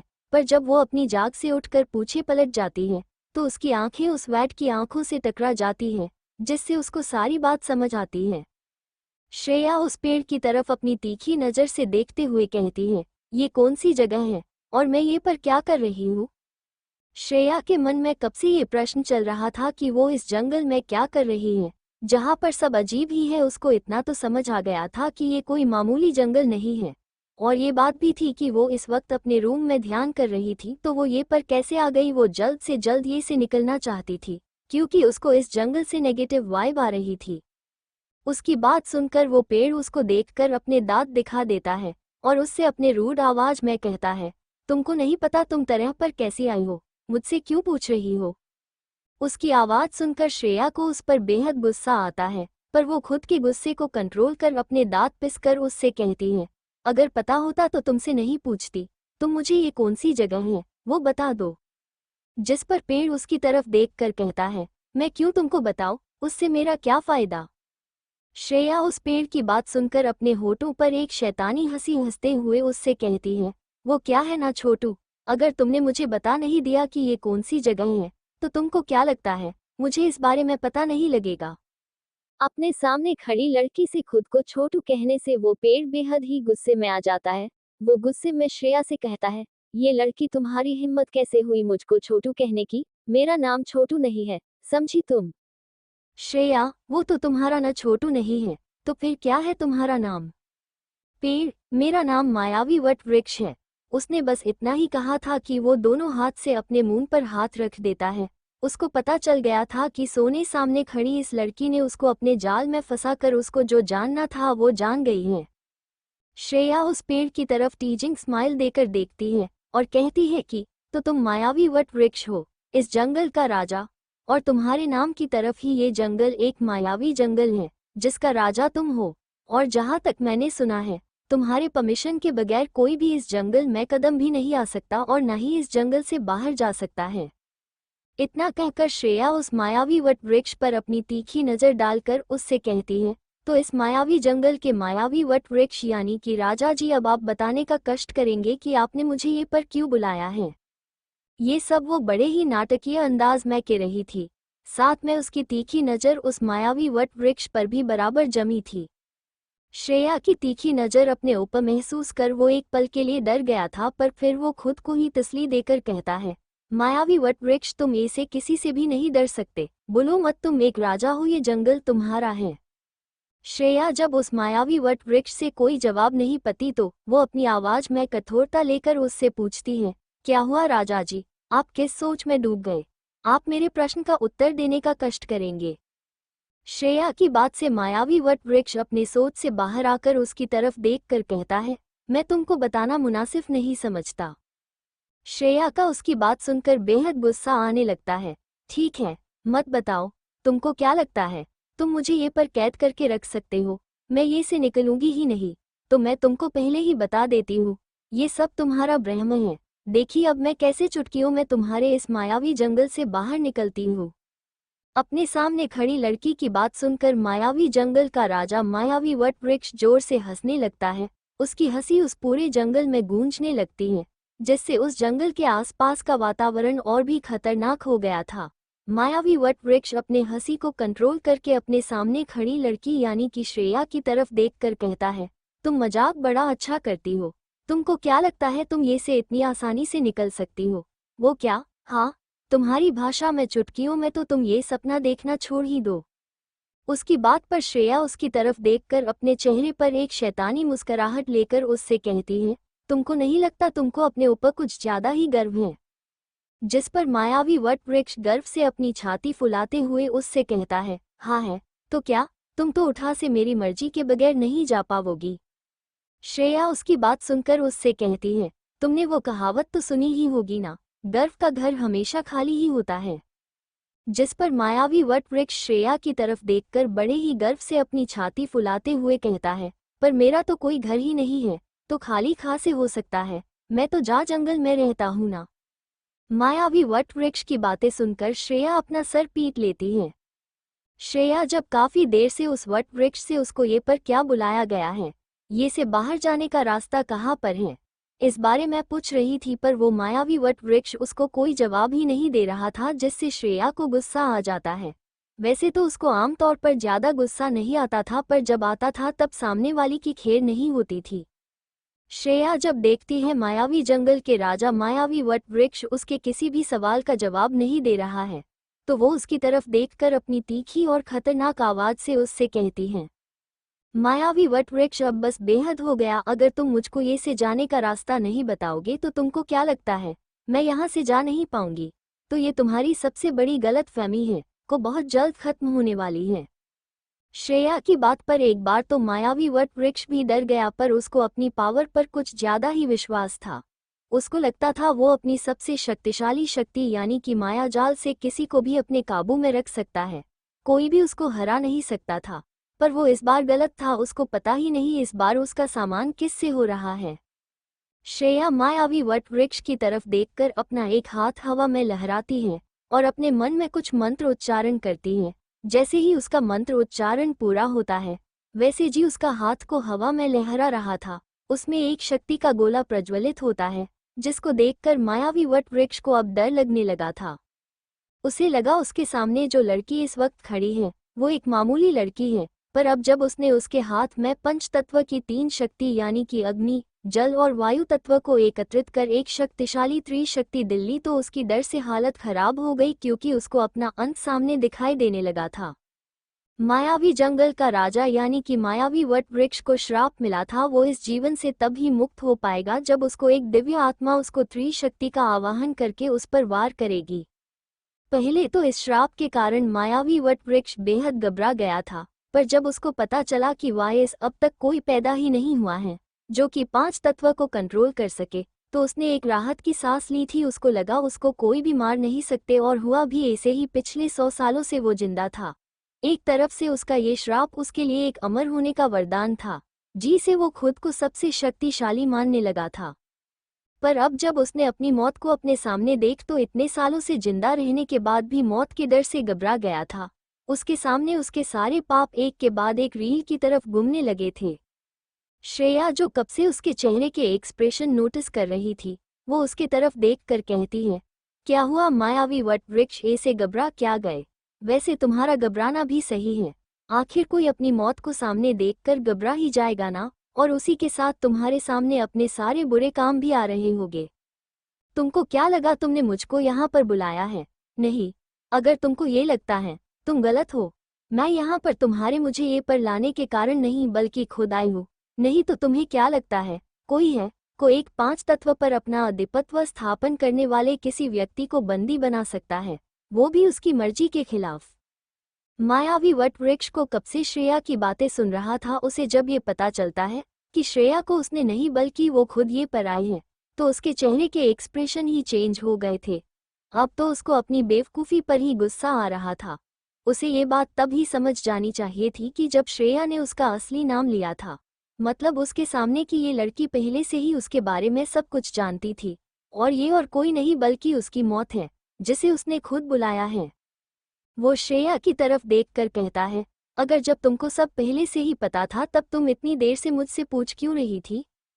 उसके इस प्रश्न पर श्रेया उसकी तरफ एक मजाकिया मुस्कान पास कर उससे कहती है, वो क्या है ना मायावी वट वृक्ष, मैं तुमको एक आखिरी मौका से रही थी ताकि तुम खुद अपने मुंह से सारी सच्चाई बता दो, पर नहीं, तुमने मुझको कुछ भी नहीं बताया। पर कोई ना, चलो मैं ही बता देती हूँ कि तुमने मुझको ये पर कैद क्या किया है, और तुम मुझको ये से जाने क्या नहीं दे रहे हो। ऊप्स, मैं तो भूल ही गई थी कि तुम इतने भी काबिल नहीं हो कि मुझको अपनी कैद में रख सकते हो। तुम सबको अपने इस मायाजाल में बंदी बना सकते हो पर मुझको नहीं। चलो अब मैं तुम्हारे इंटेंसेस बता देती हूँ। उससे पहले मैं एक बार क्लियर कर देती हूँ, तुम यही सोच रही होगे न मैं ये सब क्या बता रही हूँ, क्योंकि तुम भी ये सब जानते हो और मैं भी, तो मैं तुमको बता दूँ, मैं ये सब इसलिए बता रही हूँ क्योंकि ये बात तो सिर्फ तुमको और मुझको पता है, ना बाकी किसी को नहीं। तो मैं ये नहीं चाहती कि आगे जाके कोई भी मुझ पर उंगली उठाए कि मैंने तुमको मारा क्यों। ये बात तो सही है ना? अब बोलो भी कुछ, तुम ऐसे चुप अच्छे नहीं लगते। श्रेया की बात पर मायावी वट वृक्ष उसकी तरफ ऐसा देखता है कि अगर उसका बस चले तो अभी श्रेया को यहीं पर मार कर दफना दे, पर अफसोस की बात यह है कि वो ऐसा बिल्कुल भी नहीं कर सकता था। वो अलचरी से अपने सर हिलाकर उसकी तरफ ऐसा देखते हैं जैसे अब उसकी बेइज्जती कर कर पेट नहीं भरा क्या, अब जो भी बोलना है बोलो भी। श्रेया उसके मन की बात समझकर अपनी बात आगे कंटिन्यू करती है, तो ये सब तुमने उस लाल आंखों वाले काले साए के कहने पर किया है ना, ताकि अगर तुम मुझको ये पर कैद करके ना रखे होते तो उसको अपने कार्य करने में बड़ा उत्पन्न होती, क्योंकि मेरे पृथ्वी पर रहते वो अपने हुक्म यानी कि शैतानों के शैतान को पुनः वापस नहीं ला पाता, उसको उसमें टाइम लगता, क्योंकि उसको कैसे भी करके मुझको शिवरात्रि से पहले ढूंढना है। पर उसको क्या पता उसने जिस बेवकूफ़ को वो काम दिया है, उसने मुझे नहीं बल्कि मैंने खुद उसके पास आई हो, और मैं इतनी देर से उसके पास होने के बाद भी उसने मैं कौन हूँ, कैसी देखती हूँ, इस बारे में उसको नहीं बताया। पर अब कर ही क्या सकते हैं। इतना कहकर वो उस वट वृक्ष की तरफ देखकर अपने आंखों में ढेर सारा गुस्सा लेके उसके तरफ अपने हाथ में पकड़ा हुआ त्रिशक्ति का पुंज फेंकती है, जिससे मायावी वट वृक्ष बेहद जख्मी हो जाता है। उसके हर एक हिस्से से ग्रीन कलर का लिक्विड बाहर आने लगता है। श्रेया जो उसके सामने ही खड़ी थी वो उसकी तरफ देखकर कहती है, वैसे भी मेरे ऐप्स अब फालतू का समय नहीं है जो मैं तुम पर गवाऊं, वैसे भी 2 घंटे मैंने तुम पर वेस्ट कर दिए हैं। अब मैं कौन हूँ, कैसी दिखती हूँ, ये राज तुम्हारे साथ यहीं पर खत्म होने वाला है, और तुमने जो पिछले जन्म में मेरे साथ किया था उसका बदला मुझे तुमसे लेना था, और वो मेरा बदला तुम्हारी मौत से पूरा होगा। तुम ही वो इंसान थे न जिसने मेरे पिछले जन्म में मेरे आसपास एक छल की दीवार अपनी शक्तियों से तैयार की थी, जिसके चलते मैं उस फटीचर राज मल्होत्रा से प्यार करने लगी। उसी के वजह से मैं अपने पिछले जन्म में अपना असली प्यार भूल गई थी, जिसकी सजा मुझको अपनी जान देकर चुकानी पड़ी। तो तुमको भी अब मरना होगा। वैसे तुमने तो सुना ही होगा, ना जान के बदले जान। इतना कहकर श्रेया ने मायावी वट वृक्ष पर अपना आखिरी वार कर दिया, जिसके चलते वो मायावी वट वृक्ष नीचे गिर गया। वो श्रेया की तरफ देखकर अपनी टूटी फूटी भाषा में कहता है, मुझे माफ करना, मुझको खुद पर ज्यादा ही अहंकार हो गया था, जिसकी सजा मुझको एक न एक दिन मिलनी ही थी। इसी के साथ मैंने अपने शक्तियों को इस्तेमाल अच्छे काम के लिए न कर बुराई में कर दिया, ओह पर मेरी दूसरी गलती हो गई, और तीसरी गलती तुम जैसी पुण्य आत्मा को छल से मरने की, हो सके तो मुझे माफ करना। उसी के साथ ही उस मायावी वट वृक्ष ने अपने प्राण त्याग दिए। उसके प्राण त्यागते ही श्रेया के सामने जो मायावी जाल बिछा था वो भी टूट गया। वो फिर से अपने कमरे आ गई थी। उसी के साथ उसके आगे उस मायावी वृक्ष से ही बना एक छोटा सा वट वृक्ष था, जिसमें कोई भी बुराई नहीं थी। वो एक पॉजिटिव एनर्जी से परिपूर्ण था। दूसरी तरफ सिंघानिया परिवार ने पूरी तैयारी कर ली थी। वो अगले दिन श्रेया के घर उसको हाथ मैने के लिए जाने वाले थे, पर उन लोगों की श्रेया आखिर किसकी बेटी थी इस बारे में कुछ पता नहीं था कि श्रेया कबीर जी के सबसे अच्छे दोस्त की बेटी थी, जिसे वो अपने भाई के जैसा मानते थे। ये सब तो अब उनको मेहरा विला जाके ही पता चलने वाला था, और वहां पर नेहा सिंघानिया यानी कि शिव की मां के लिए भी एक बेहद बड़ा सरप्राइज था। कपूर विला में इस वक्त माहौल बेहद ही गर्म था। राज, रिया और आराधना कपूर तीनों ही कपूर विला के लिविंग रूम में बैठे थे। उनकी पैसे की दिक्कत तो खत्म हो गई थी। अब उनको कैसे भी करके उनके नए बॉस ने जो कहा था वो काम पूरा करना था। उसी के लिए वो आपस में डिस्कस कर रहे थे कि तभी आराधना को किसी अनजान नंबर से एक मैसेज आया और साथ में कुछ वीडियोस भी, जिसे देखकर राज के साथ रिया के चेहरे पर भी डर के भाव नजर आने लगे थे। अब उनको समझ में नहीं आ रहा था अब करे तो करे क्या। कपूर विला के लिविंग रूम में बैठे रिया, राज और आराधना कपूर के चेहरे पर डर साफ दिखाई दे रहा था। अभी कुछ समय पहले आराधना कपूर के फोन पर किसी अननोन नंबर से मैसेज आया था जिसमें कुछ फोटोज और वीडियो थी। वीडियो में राज और रिया का चेहरा साफ दिखाई दे रहा था, जिसने रिया और राज दोनों ही बड़ी ही बेरहमी से किसी को मार रहे थे। रिया के हाथ में चाकू था, वो उस चाकू से किसी लड़की पर बेरहमी से वार कर थी और राज ने उस लड़की को पकड़ कर रखा था। वो लड़की कौन है ये इस वीडियो में साफ पता नहीं चल रहा था, पर वो वीडियो देखकर रिया और राज के सामने उस रात का पूरा सीन उनके आंखों के सामने आ गया था। कैसे उन लोगों ने बड़ी ही बेरहमी से श्रेया को मारा था। दोनों ही डर से कांपने लगते हैं। वही उन फोटोज में आराधना जी का सारा काला चिट्ठा था। अगर वो गलती से भी दुनिया के सामने आ गया तो उनके पास सुसाइड करने के अलावा दूसरा कोई रास्ता ही नहीं था। वो सब देखकर उनके हाथ से डर के मारे फोन ही छूटकर नीचे गिर गया था। वो तीनों कुछ सोचने और समझने की हालत में ही नहीं थे। तभी उनके सामने अचानक श्रेया प्रकट होती हैं। वो भी अपने पहले चेहरे के साथ, जिसे देखकर तीनों अपने जगह से खड़े होते हैं। रिया ने तो डर के मारे राज को टाइट पकड़ लिया था और आराधना तो अपने जगह जमकर अपने सामने मौजूद श्रेया को देख रही थी। श्रेया उन सबक का ऐसा एक्सप्रेशन देखकर बेहद खुश थी। वो उन तीनों की तरफ देखकर एक मजाकिया मुस्कान के साथ कहती है, क्यों तुम लोगों को खुशी नहीं हुई मुझको जिंदा ऐसे तुम लोगों को सामने खड़ा देखकर। आराधना जो डरते हुए उससे कहती है, तुम श्रेया हो, पर यह कैसे हो सकता है। तुमको तो मैंने अपने आंखों के सामने मरते हुए देखा था, तो तुम जिंदा कैसे हो सकती हो। और मैंने ही तो तू हरा और तुम्हारे उस बाप का अंतिम संस्कार किया था, तो तुम श्रेया हो ही नहीं सकती। तुम कौन हो, बताओ मुझे तुम कौन हो। आराधना की बात श्रेया मुस्करा कर उसके तरफ देखकर कहती है, मैं कोई भी हूँ, उससे अब तुम्हारा कोई लेना देना नहीं है। तुम लोगों ने मुझे और डैड को मारा था न, अब तुम तीनों की बारी है, सो बी रेडी। इतना कहकर श्रेया उनके सामने मौजूद सिंगल सोफे पर किसी रानी के जैसे बैठ जाती है। श्रेया को ऐसा देख जो रिया कुछ देर पहले घबरा रही थी, उसको बेहद गुस्सा आ जाता है। वो खुद से ही कहती है, ये जो कोई भी हो, ये अकेली है और हम तीन इसको आसानी से मार सकते हैं। वैसे भी मुझे इस चेहरे से नफरत है, ये कोई भी हो अब इसको मरना होगा। रिया आगे बढ़कर श्रेया पर हाथ उठने ही वो थी कि श्रेया उसका वो हाथ पकड़कर उसके पीठ से लगती है, जिससे रिया की एक चीख निकल जाती है। वो श्रेया से अपने हाथ छुड़ाने के लिए कह रही थी, क्योंकि श्रेया ने उसका हाथ बड़े ही बेरहमी से पकड़ा था। अगर श्रेया और थोड़ा दबाव लगती तो उसके हाथ की उंगलियां ही टूट जाती। राज और आराधना आगे बढ़कर रिया को श्रेया की पकड़ से छाने की कोशिश करने लगते हुए, पर अचानक एक हवा का झोंका आया और उन लोगों को रिया और अनाया से दूर धकेल देता है, जिससे राज दूर जाके गिरता है। उसका सर वहां पर मौजूद टेबल के किनारे से निकलता है, जिससे उसके सिर से खून बहने लगता है। आराधना सीधा जाके कांच से बने हुए शोपीस पर गिर जाती है, जिससे वो शोपीस टूट की उसकी कांच उसके हाथ और शरीर पर कई जगह घूस घाटे हैं, जिससे बेहद खून बहने लगता है। आराधना दर्द से तड़प रही थी। रिया जब उन दोनों का ऐसा हाल देखती है तो उसको श्रेया पर और भी गुस्सा आ जाता है। श्रेया रिया को एक झटके से दूर धकेल देते ही, जिससे रिया फर्श पर गिर जाती है। वो अपने हाथ को पकड़कर, जिसे श्रेया ने बेहद टाइटली पकड़ा था, श्रेया की तरफ अपनी जलती आंखों से देखकर कहती है, तुम बेवकूफ लड़की, तुम्हारी हिम्मत कैसे हुई मेरे साथ ऐसा करने की। तुम जो भी हो मैं तुमको छोड़ूंगी नहीं। अगर तुम श्रेया हो तो नहीं, तुमको फिर से वैसे ही मारूंगी जैसे मैंने तुमको पहले मारा। इतना कहकर वो उसके पास में फ्रूट बास्केट में रखा हुआ चाकू उठकर श्रेया की तरफ बढ़ती है। श्रेया उसकी तरफ ही अपनी जलती आंखों से देख रही थी। रिया की बातें से उसको कैसे राज और रिया ने उसको धोखे से मारा था वो सब सामने आने लगता है, और जैसे जैसे उसको वो सब याद आ रहा था वैसे वैसे उसका गुस्सा बढ़ता ही जा रहा था। श्रेया का पूरा चेहरा गुस्से के कारण लाल पड़ने लगा था और उसकी आंखें खून की तरफ लाल हो गई थी। रिया जो श्रेया को मारने के लिए चाकू लेके उसकी तरफ बढ़ रही थी, उसका जब ध्यान श्रेया के चेहरे पर जाता है तो डर के मारे उसकी हाथ से चाकू नीचे गिर जाता है। वो अपने कदम पीछे लेने लगती है। आज उसकी श्रेया से बेहद डर लग रहा था और यही हाल राज और आराधना का था। वो लोग भी श्रेया का चेहरा देखकर डर के मारे कांपने लगते हैं।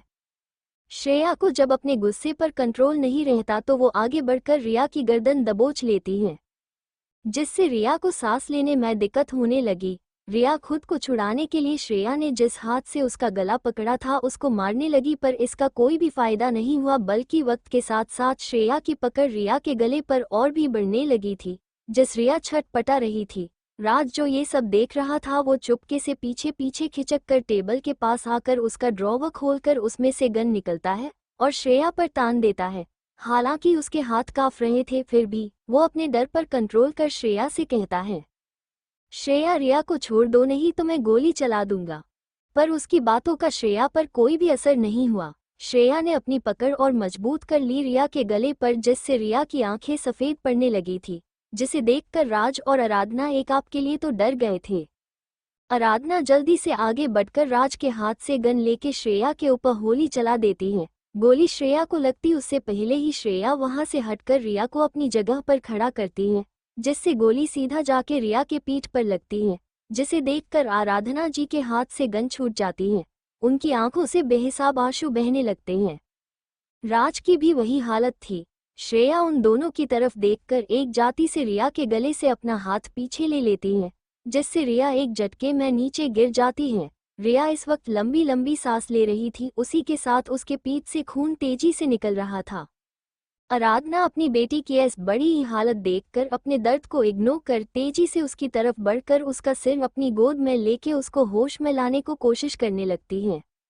वही राज अपने होश में आके तेजी से श्रेया की तरफ बढ़ता है। श्रेया जब राज को अपनी तरफ आते देखती है तो वो राज के खुद के करीब आने से पहले ही उसके पेट में एक लात मरती है, जिससे राज दूर जाके गिरता है। उसके बाद श्रेया आराधना के हाथ से नीचे पड़ी हुई गन को उठा लेती है और उसमें से लगातार 3 गोलियां से राज को शूट करती है। उसने राज को 3 गोलियां इस प्रकार मारी थी कि जिससे राज मारे नहीं जिंदा ही रहे। राज की एक जोरदार चीख अपने बॉडी पर गोलियां लगने के कारण निकलती है। राज की हालत अधमरी से हो गई थी। श्रेया ने राज के दोनों हाथों पर और उसके पैर पर गोलियां मारी थी। श्रेया अपने एक हाथ में बड़े ही स्टाइल से गन पकड़कर दूसरे हाथ से राज को उसकी कॉलर पकड़कर घसीटते हुए आराधना और रिया के पास लाके पटक देती है। उसके बाद वो उन लोगों के इर्द गिर्द 4 चक्कर लगाकर उनकी तरफ देखकर कहती है, ये तो बस ट्रेलर था मेरी प्यारी सौतेली बहन। नहीं नहीं चचेरी बहन, आखिर तुम तो मेरे चाचा की बेटी हो ना, तो तुम मेरी सौतेली बहन कैसे हो सकती हो? और रही बात तुम्हारी इस माँ की, उसकी तो कभी मेरे डैड के साथ शादी ही नहीं हुई थी, तो वो मेरी माँ नहीं है। और ना ही तुम लोगों ने धोखे से मुझे और मेरे डैड को मारा था ना, अब उसका बदला मैं तुम लोगों से लूंगी, तुम तीनों को तड़पा तड़पा के मारकर। श्रेया की बात सुनकर वो तीनों डर से कांपने लगे थे, किसी के भी मुंह से एक शब्द भी नहीं फूट रहा था। श्रेया उनकी तरफ देखकर कहती है, वैसे भी मुझे अब तुम लोगों की शक्ल पसंद नहीं आ रही है, तो चलो अब मैं तुम लोगों का खेल ही खत्म कर देती हूँ, क्योंकि मेरे पास अब ज़्यादा टाइम नहीं है तुम लोगों पर वेट करने का। वैसे नहीं, तुम लोगों को बता दूं, मैं तुम लोगों को इतने जल्दी नहीं मारने वाली थी, पर क्या है ना, तुम लोगों ने खुद ही अपने हाथों से अपनी मौत को निपटा दिया है। क्या जरूरत थी टिमोगो को मेरे दुश्मन से हाथ मिलाने की? माना कि एक बार तुम लोगों ने उसके कहने पर मुझे मार डाला, जिसके बदले में तुम लोगों को बेहद पैसे मिले, पर अब फिर से तुम लोग वही करने वाले हो। ये बात तो गलत है ना, और वैसे भी अभी मैं तुम तीनों को खत्म करती हूँ, फिर उसको। तो चलो अब तैयार हो जाओ। रिया और राज की हालत पहले से ही अधमरी हो गई थी, वो दोनों तो कुछ बोलने के भी हालत में नहीं थे। आराधना श्रेया से खुद को बचाने के लिए भीख मांग रही थी, साथ में अपने किए हुए गुनाह के लिए भी माफी मांग रही थी, पर उसके इस सॉरी की अब कोई जरूरत ही नहीं थी। उन तीनों के पाप का गड़ा बढ़ चुका था।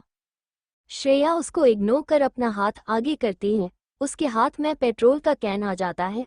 वो उस सारे पेट्रोल को उन तीनों पर उड़ेल देती है, फिर अपनी एक उंगली को आगे कर गोल घुमाती है, जिससे आग निकलती है, जो पेट्रोल के कांटेक्ट में आने से भड़क जाती है। रिया, राज और आराधना को चारों ओर से आग के लपटों ने घेर लिए था। उनकी दर्दनाक चीखें पूरे कपूर विला में गूंज रही थी, पर कपूर विला से बाहर नहीं जा रही थी, क्योंकि श्रेया ने पूरे कपूर विला के बाहर एक सुरक्षा कवच बनाया था। कुछ ही समय में उन तीनों की चीखें शांत हो जाती हैं। वो तीनों ही इस दुनिया को अलविदा कह चुके थे। उसके बाद श्रेया अपने असली चेहरे में आ जाती है और अपनी शक्तियों से उस पूरे कपूर विला में आग लगा देती है। श्रेया कपूर विला में आग लगाकर वहां से सीधा अपने रूम में आ जाती है। उसके रूम के बालकनी से कपूर विला अच्छे से दिखाई दे रहा था। श्रेया रूम की बालकनी में खड़े होकर बाहर जलते हुए कपूर विला को देख रही थी। थोड़ी देर अपने सामने आग के लपटों में जलते हुए कपूर विला को देखकर वो आसमान की तरफ देखकर कहती है, आज में आधा बदला पूरा हुआ, अब बस बारी है उस इंसान की, या यूं कहीं एक शैतान की जो बेहद जी जल्द अपनी लंबी नींद से जगने वाला है। इस बार वो जब मेरे सामने आएगा तब उसको मैं ऐसा सबका शिकायूंगी कि उसकी रूह तक कांप जाएगी। ये सब कहते वक्त श्रेया के चेहरे पर एक अजीब ही तरह का जुनून और आत्मविश्वास था और साथ में अपने दुश्मन की मीठी में मिलने का जज्बा था। श्रेया अपने रूम में जाके सो जाती है क्योंकि उसको पता था कल शिव अपनी फैमिली के साथ शादी की बात करने आने वाला था, जिससे वो बेहद खुश थी। दूसरी तरफ सिंघानिया मेंशन में शिव इस वक्त अपने स्टडी रूम में था। उसके सामने उसका लैपटॉप था और उस पर कोई लाइव फुटेज चल रही थी और किसी की नहीं बल्कि कपूर विला में जो भी हुआ उस सब की लाइव फुटेज शिव के पास थी। उसने सब कुछ देख लिया था। श्रेया का चेहरा, उसकी शक्तियां, सब कुछ। उसे कहीं न खाए पहले ही इस बात का पता था कि श्रेया ही श्रेया कपूर है, पर उसके पास कोई सबूत नहीं था और अब उसको ये वीडियो देखकर पूरा यकीन हो गया था। जब उसने श्रेया को अपने शक्तियों का इस्तेमाल करता देखा तो उसको पता चला जब श्रेया को रिबोर्न हुआ होगा तब उसको ये शक्तियां मिली होगी। उसने इस बारे में ज़्यादा कुछ नहीं सोचा और अपने सामने का ये वीडियो डिस्ट्रॉय कर दिया ताकि किसी को भी इस बारे में पता ना लगे। अपना लैपटॉप बंद करके वो अपने रूम में सोने के लिए चला गया। शिव और श्रेया दोनों ही गहरी नींद में सुकून से सो रहे थे, इस बात से अनजान की खतरा उनकी तरफ तेजी से बढ़ रहा था। श्रेया ने रिया, राज और आराधना को मरने के लिए अपनी शक्तियां को इस्तेमाल किया था, जिससे वो आसानी से पकड़ी जा सकती थी, पर उसके पास जो मायावी वट वृक्ष का छोटा सा पौधा था उसने कपूर मैंशन के आसपास एक मायावी जाल बिछा दिया था, जिससे अगर श्रेया अपनी शक्तियों का इस्तेमाल करती तो भी उस बारे में किसी को भी पता नहीं चलता। दूसरी तरफ दूर ब्लैक आइलैंड पर लाल आंखों वाला काला साया अभी भी अपने मालिक को जगाने के लिए लगातार मंत्र उच्चारण कर रहा था, पर अब भी उसके मालिक के जगने के दूर दूर तक कोई भी निशान नजर नहीं आ रहे थे। फिर भी वो बिना रुके अपने आंखें बंद करके अपने मंत्र उच्चारण जारी रखता है। पर उसके उस मंत्र उच्चारण के कारण राजस्थान के एक शाही महल के शाही कमरे में एक गहरी नींद में सोए हुए इंसान के शरीर में कुछ मूवमेंट दिखाई देने लगी थी।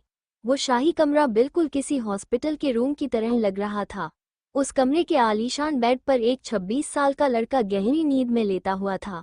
ये लड़का कोई और नहीं बल्कि ठाकुर अभिमन्यु प्रताप सिंह था, जो करीब 10 साल पहले हुए एक भयानक एक्सीडेंट के कारण कोमा में चला गया था। उसके शरीर में हो रही हलचल को जल्दी ही उसका इलाज कर रहे डॉक्टर ने नोटिस कर लिया, जिसे देखकर उसके मन में ठाकुर अभिमन्यु प्रताप सिंह के होश में आने की एक उम्मीद जग गई, जो कि खत्म होती जा रही थी क्योंकि ठाकुर अभिमन्यु के शरीर में 10 साल से कोई भी मूवमेंट दिखाई नहीं दे रही थी। अगली सुबह श्रेया सुबह जल्दी उठकर अपने डैड के साथ जॉगिंग पर चली गई थी। जॉगिंग से वापस आकर दोनों ही फ्रेश होकर अपनी फैमिली के साथ ब्रेकफास्ट कर श्रेया अपने रूम में चली जाती है। लिविंग रूम में श्रेया के डैड और मॉम बैठकर किसी विषय पर बातें कर राज थे। आदित्य की इम्पोर्टेंट मीटिंग थी तो वो अपने ऑफिस चला गया। रणविजय और सियाजी लिविंग रूम में बैठकर कंपनी के किसी इम्पोर्टेंट मैटर पर डिस्कस कर ही रहे थे कि तभी सियाजी को ऑफिस से कॉल आ जाता है, जिसे देखकर रणविजय जी उनको कॉल उठने को कहते हैं। नेटवर्क प्रॉब्लम की वजह से सियाजी लिविंग रूम से उठकर बाहर गार्डन में चली जाती हैं। तभी मेहरा विला के बाहर 4 गाड़ियां आकर रुकती हैं, जिनमें से 2 गाड़ियां तो बॉडीगार्ड की होती हैं और 2 में से सिंघानिया फैमिली के मेंबर होते हैं। एक कार में से शिव के दादू देवराज सिंघानिया, उनकी पत्नी मालती सिंघानिया बाहर निकलते हैं और उनकी पीछे की कार से शिव की मां नेहा सिंघानिया और चाची सुनीता सिंघानिया बाहर निकलती हैं। शिव, उसके डैड और चाचा और उसके भाई बहन बाद में आने वाले थे। चारों कार से निकलकर मेहरा विला के बाहर आकर डोर बेल बजाते हैं। एक मेड आकर डोर खोलकर उनको बड़े ही आदर से लिविंग रूम में लेकर आती है, जहां पर रणविजय रॉय अपने सामने रखी हुई फाइल में अपना सर गुस्सा कर बैठे थे। उनको किसी के आने की भी खबर नहीं हुई थी। मेड अपने मालिक से कुछ कहने ही वाली थी कि देवराज सिंघानिया यानी कि शिव के दादू उसको चुप रहने को कहते हैं। देवराज सिंघानिया बिना कोई आवाज किया अपनी धीमे कदमों के साथ रणविजय रॉय के पास जाके खड़े हो जाते हैं। देवराज सिंघानिया ने पहले ही लिविंग रूम में कदम रखते ही रणविजय रॉय को पहचान लिया था कि और कोई नहीं बल्कि उनके बड़े बेटे कबीर का जिगरी यार था, जिसे वो अपने बेटे की तरह ही मानते थे। उसको अपने सामने इतने सालों के बाद देखने के बाद उनकी आंखें नम हो थी। वो उसके पास जाके खड़े होकर उसका कान पकड़कर जोर से खींचकर रणविजय रॉय को खड़ा करते हैं।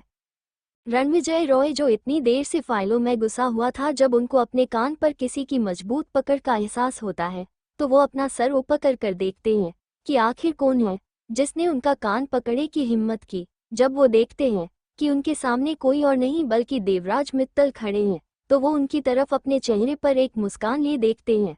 उनकी आंखें भी इतने सालों के बाद देवराज सिंघानिया, जिसे वो पिता का सामान मानते थे, उनको देखकर नम हो गई थी। रणविजय रॉय के चेहरे पर स्माइल देखकर देवराज मित्तल रणविजय रॉय का कान और जोर से मरोड़ते हैं, जिससे रणविजय रॉय की एक चीख निकल जाती है, जिससे लिविंग रूम में मौजूद सब होश में आ जाते हैं। क्योंकि मालती सिंघानिया के साथ ही नेहा और सुनीता ने जब अपने सामने रणविजय रॉय को इतने दिनों के बाद देखा तो वो खुश भी थी और शोक में भी, क्योंकि उनको जो खबर मिली थी उसके मुताबिक रणविजय रॉय की डेथ हो गई थी। पर उनको ऐसे अपने सामने जिंदा देखकर तीनों ही शोक में चली गई थी, जो अब रणविजय रॉय की चीख से शोक से बाहर आकर अपने सामने जो हो रहा था वो देख रही थी। रणविजय अपनी क्यूट सी शकल बनाकर देवराज मित्तल से कहते हैं, डैड छोड़ा ना, दर्द हो रहा है। उनकी बात सुनकर देवराज मित्तल उसका कान छोड़कर रणविजय रॉय के आगे अपने दोनों हाथ फैलाकर खड़े हो जाते हैं, जिसे देखकर रणविजय रॉय जल्दी से उनको हग कर लेते हैं। देवराज मित्तल उसकी पीठ प्यार से सहला रहे थे। रणविजय मित्तल की आंखें नम थी और वो खुश भी थे। आज कितने सालों के बाद उनको एक पिता का प्यार मिला रहा था। दोनों एक दूसरे को गले लगाए खड़े थे कि उनको किसी की खांसने की आवाज आती है तो वो दोनों एक दूसरे से अलग होकर खांसने की आवाज जिस तरफ से आई थी उस तरफ देखते हैं तो वहां और मालती सिंघानिया खड़ी हुई दिखती हैं, जिसे देखकर रणविजय रॉय जल्दी से आगे बढ़कर उनके पैर छूकर उनके गले लग जाते हैं। मालती जी भी प्यार से रणविजय रॉय के बल सहला रही थी। मालती जी रणविजय रॉय को खुद से दूर कर उनका चेहरा हाथों में लेके कहती हैं, मेरे बेटे तुम जिंदा हो, मुझे तो विश्वास ही नहीं हो रहा था।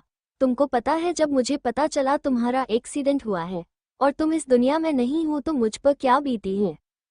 उनकी बात सुनकर रणविजय रॉय उनके हाथों पर अपना हाथ रख कर कहते हैं, मॉम मुझे भी इस बात की कर भी उम्मीद नहीं थी कि मैं आपको फिर से देख पाऊंगा या आपसे मिल पाऊंगा कि नहीं। मैं 2 साल से कोमा में था। उस एक्सीडेंट में मुझे मेरी सिया ने बचा लिया था, जिसको ढूंढने के लिए मैं इंडिया आया था। उसी ने मेरा इलाज करवाया और अभी मैं 2 महीने पहले ही होश में आता हूँ। इतना कहकर वो मालती जी के आंसू पोंछ कर उनसे कहते हैं, मॉम अब रोना नहीं प्लीज। मालती जी भी चुप हो जाती हैं। रणविजय रॉय का ध्यान नेहा और सुनीता पर जाता है तो वो उनसे प्यार से कहते हैं, कैसी हो आप नेहा भाभी और सुनीता भाभी। जिस पर दोनों ही मुस्कराकर कहते हैं, हम ठीक है भैया, आप कैसे हो। आपका सामने देखकर बेहद खुशी हुई। रणविजय मुस्करा कर कहते हैं, मैं एकदम फिट एंड फाइन हूँ, देखो तुम लोगों के सामने ही तो हूँ। सुनीता भाग कर आकर रणविजय रॉय के गले लगकर कहती हैं, भाई आपको ठीक देखकर अच्छा लगा। आपको पता है आपने बारे में खबर मिली तो मुझ पर क्या बीती थी। इतना कहकर उनके आंखों से आंसू निकलने लगते हैं, वो और कुछ बोल ही नहीं पाती। रणविजय रॉय उसके बालों पर हाथ रखकर उसको शांत कर कर कहते हैं, सुनीता देखो तुम्हारा ये भाई एकदम फिट है, अब रोना बंद करो। तुमको अपनी भाभी से मिलना था तो आज मैं तुमको तुम्हारी भाभी और एक नए मेंबर से मिलवाता हूँ, बस अब रोना बंद करो। अपन भाई रणविजय की बात सुनकर सुनीता जी अपने आंसू साफ कर लेती हैं और चेहरे पर एक प्यारी मुस्कान लाती हैं। रणविजय सबको बैठने को कहते हैं और सर्वेंट को चाय नाश्ता लेने को कहकर खुद सिया को बुलाने चले जाते हैं। देवराज सिंघानिया, मलिती सिंघानिया, नेहा और सुनीता चारों लिविंग रूम में बैठे थे। चारों आज बेहद खुश दिख रहे थे। रणविजय रॉय को देखकर वो ये पर किस काम के लिए आए थे वो ही भूल गए थे। सर्वेंट सबको चाय सर्व करके स्नैक्स टेबल पर रखकर चले जाते हैं। सब लिविंग रूम में बेसब्री से रणविजय और उसकी वाइफ का ही इंतजार कर रहे थे। नेहा जी का ध्यान जैसे ही रणविजय और उनकी बगल पर चल रही सिया जी पर पड़ जाता है, जिन्हें देखकर उनके हाथ से चाय का कप ही फर्श पर गिर जाता है, जिससे सबको ध्यान उनके ऊपर चला जाता है। रणविजय जी और सिया जी का भी, जो अभी गार्डन से लिविंग रूम में एंटर किए हुए थे। Thank you for joining me on this storytelling journey.